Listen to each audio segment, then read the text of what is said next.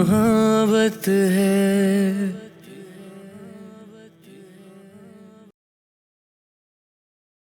अक्षत की जगह रघु को देखकर निहारिका का मूड ऑफ हो चुका था, लेकिन अक्षत के घर जाने का मौका वह नहीं खोना चाहती थी। राधा ने नीता से कहकर अच्छा खाना बनवाया और साथ ही मार्केट से भी कुछ मीठे में मंगवा लिया। राधा को आप भगत का बहुत शौक था, इसलिए उसने निहारिका को भी पहली बार में ही खाने पर बुला लिया। घर में सभी महिलाएं थीं, अक्षत था और दादू थे। काव्या भी स्कूल से आकर अपना होमवर्क करने में बिजी थी। रघु निहारिका को लेकर घर पहुंचा। गाड़ी गेट से अंदर चली आई। निहारिका गाड़ी से नीचे उतरी। उसने देखा अक्षत का घर उसके घर से बहुत छोटा था, लेकिन यहाँ निहारिका घर देखने नहीं बल्कि अक्षत से मिलने आई थी। रघु निहारिका को लेकर घर के दरवाजे पर आया। राधा वहीं खड़ी थी। निहारिका को देखते ही कहा, आओ बेटा अंदर आओ। राधा निहारिका को लेकर अंदर आई। उसे दादू दादी तनु और नीता से मिलवाया। निहारिका की नजरें तो बस अक्षत को ढूंढ रही थी, जो कि वहां नहीं था। राधा ने निहारिका को बैठने को कहा। निहारिका सोफे पर आ बैठी और घर देखने लगी। हालांकि वह घर उसके घर जितना बड़ा और आलीशान नहीं था, लेकिन अच्छा था। एक सुकून था इस घर में। नीता उसके लिए जूस ले आई। निहारिका ने जूस पिया। इंदौर सिर्फ तुम घूमने आई हो? दादू ने सवाल किया। हाँ अंकल, वैसे मैं पेरिस जाने वाली थी, लेकिन फिर इस सिटी के बारे में पढ़ा and I love it. Niharika ने खुश होकर कहा। सभी बैठकर कुछ देर बातें करते रहे। घड़ी में 2 बजे देखकर राधा ने कहा, खाने का समय हो गया है, चलिए चलकर खाना खा लीजिए। सभी उठकर डाइनिंग टेबल की ओर चले आए। चलते चलते निहारिका ने कहा, आंटी वो आपके आशु अक्षत नजर नहीं आ रहा? राधा ने निहारिका की बात सुनकर जैसे ही सीढ़ियों की ओर देखा, अक्षत कान से फोन लगाई नीचे चला रहा था। अक्षत जैसे ही नीचे आया, राधा ने उसे आवाज लगाई, आशु। मैं तुम्हें बाद में फोन करता हूं, कहकर अक्षत ने फोन काट दिया और राधा के पास चला आया। अक्षत को अपने सामने देखकर निहारिका ने उसकी तरफ हाथ बढ़ाते हुए कहा, हाय। अक्षत ने देखा सब वही है तो उसने निहारिका से हाथ मिलाते हुए कहा, हाय। अक्षत की छुअन से निहारिका के मन के तार झंझना उठे। वह अक्षत का हाथ थामे एकटक उसे देखती रही। अक्षत ने खांसने का नाटक किया तो निहारिका ने उसका हाथ छोड़ दिया। राधा निहारिका को लेकर डाइनिंग टेबल की ओर चली आई और बैठने को कहा। अक्षत को निहारिका का घर आना बिल्कुल अच्छा नहीं लगा था, लेकिन घर आए मेहमान को वह कुछ कह भी नहीं सकता था, इसलिए चुपचाप आकर खाना खाने बैठ गया। मीरा ऊपर अपने कमरे में सो रही थी, इसलिए राधा ने उसे निहारिका के आने की बात नहीं बताई और पहले ही खाना खिला दिया। राधा और बाकी सब लोगों के साथ बैठकर निहारिका खाने को एंजॉय कर रही थी। उसके पास किसी चीज की कमी नहीं थी, पर ऐसे परिवार के साथ खाना खाना उसे कभी नसीब नहीं हुआ। अक्षत के घर वालों से मिलकर निहारिका को बहुत खुशी हुई। खाना खाने के बाद राधा अपना घर उसे दिखाने लगी। निहारिका की नजरें अक्षत पर चली जाती, जो कि हॉल के सोफे पर बैठा चीकू के साथ मस्ती कर रहा था। चलते चलते निहारिका मन ही मन कहने लगी, कितनी अच्छी फैमिली है। अगर हमेशा के लिए इस घर में रह जाऊं तो कितना अच्छा होगा। डैड तो वैसे भी इस फैमिली से इम्प्रेस है और मैं भी। चलते चलते निहारिका लड़खड़ाई तो राधा ने कहा, अरे बेटा ध्यान से। निहारिका ने खुद को संभाला और राधा के साथ आगे बढ़ गई। कुछ देर बाद मीरा नीचे चली आई। निहारिका की नजर उस पर पड़ी तो उसे मीरा की खूबसूरती से थोड़ी जलन हुई। हालांकि निहारिका भी अपने आप में बहुत खूबसूरत थी, लेकिन मीरा सादगी में भी प्यारी लग रही थी। उसे देखकर निहारिका ने पूछा, ये कौन है आंटी? राधा ने देखा तो उनके चेहरे पर मुस्कुराहट तैर गई और उसने कहा, आओ तुम्हें मिलवाती हूं। निहारिका को लेकर राधा मीरा के सामने आई और कहा, मीरा ये है निहारिका, जो सिन्हा जी आए थे ना दिल्ली से, उनकी बिटिया यहाँ घूमने आई है। नमस्ते। मीरा ने हाथ जोड़कर बड़े ही प्यार से कहा, हाय। निहारिका ने बेमन से कहा।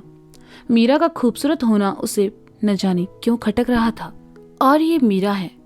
राधा ने इतना ही कहा कि अक्षत ने मीरा के बगल में आकर कहा, मेरी वाइफ मिसेज अक्षत व्यास। निहारिका ने जैसे ही सुना उसका दिल टूट गया। जिस अक्षत को लेकर वह सपने बुन रही थी वह अक्षत शादीशुदा था। ये जानकर उसे बहुत दुख हुआ। निहारिका उसके बाद कुछ बोल ही नहीं पाई। राधा निहारिका को लेकर चली गई।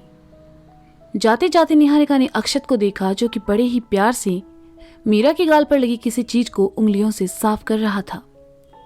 निहारिका ने गर्दन घुमा ली और घर से बाहर चली आई। राधा ने उसे पूरा घर दिखाया। निहारिका को अब इस घर में घुटन महसूस हो रही थी। उसने राधा से कहा, आंटी आई थिंक मुझे अब चलना चाहिए। ठीक है बेटा, मैं आशु से कह कर देती हूँ, वो तुम्हें होटल छोड़ देगा, राधा ने कहा। निहारिका ने हामी में सर हिला दिया। राधा ने कुछ तोहफे उसे दिए और फिर सब उसे छोड़ने दरवाजे तक आए। अक्षत इस बार राधा को मना नहीं कर पाया और आकर ड्राइवर सीट पर बैठ गया। निहारिका उसके बगल में आ बैठी और अक्षत वहां से चला गया। अक्षत चुपचाप गाड़ी चलाए जा रहा था। निहारिका उसे देख रही थी और जब नहीं रहा गया तो उसने अक्षत से पूछ लिया, तुम्हें क्या लगता है मैं यहां घूमने आई हूं? तुम यहां मेरे लिए आई हो, अक्षत ने सामने देखते हुए कहा। तो एक पल को निहारिका हैरान रह गई और कहा, आर यू माइंड रीडर? तुम्हें कैसे पता मैं यहां तुम्हारे लिए आई हूं? इंसान की आंखों से पता चलता है उसके मन में क्या है, अक्षत ने इस बार भी बिना निहारिका की ओर देखे हुए कहा। अमेजिंग, तुमने मुझे बताया क्यों नहीं कि तुम मैरिड हो? निहारिका ने अगला सवाल किया। मैं अपनी पर्सनल लाइफ हर किसी के साथ शेयर नहीं करता, अक्षत ने सधे हुए स्वर में कहा। So do you believe in extra marital affair? Niharika ने पूछा। निहारिका के इस सवाल पर अक्षत ने अचानक से कार का ब्रेक लगाया और उसकी ओर देखकर कहा, what do you mean? I mean शादी के बाद भी तुम किसी के साथ रिलेशनशिप में रह सकते हो। तुम हैंडसम हो, जवान हो, a perfect guy for every girl like me, Niharika ने बेशर्मी से कहा।